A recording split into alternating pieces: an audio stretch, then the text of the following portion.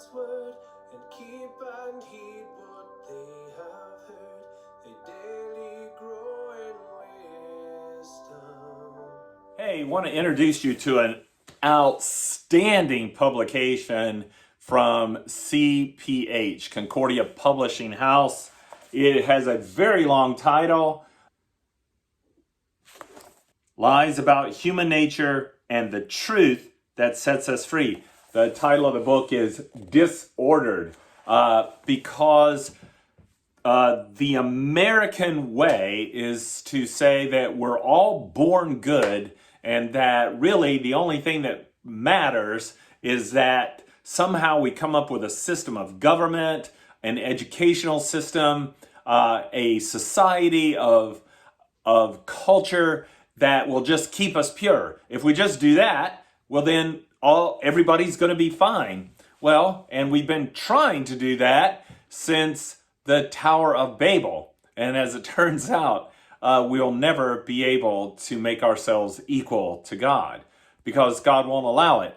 Is it because God's threatened? No, it's because such a notion threatens us. And so therefore, God sends suffering and difficulty to separate us from the lie. Coming from the book, Disordered, listen to this outstanding word from the author. My grace is sufficient for you. He's quoting from Paul's letter. It is a diabolical delusion to imagine that some created thing or some earthly circumstance is needed. The only thing necessary is God's grace. If we have that, then we have everything. If we lack His grace, then though we possess the entire world, we have nothing. You ought to look at Matthew 16.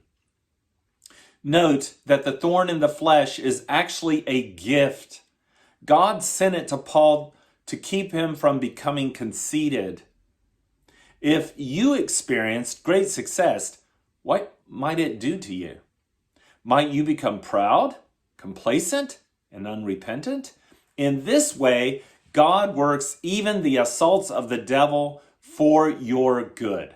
Suffering causes you to recognize your own weakness, God's strength, and especially His fatherly care for you. Deprivation of worldly goods and successes teaches you to realize that the kingdoms of this earth are not truly valuable. So as we face dilemmas about our own downfalls, about the downfalls of our culture and our society, it would do well for us to contemplate that God is doing us a great favor and a wonderful mercy. Upon His church, He inflicts a thorn in the flesh in order that we may despair of everything in this life except for the grace of God.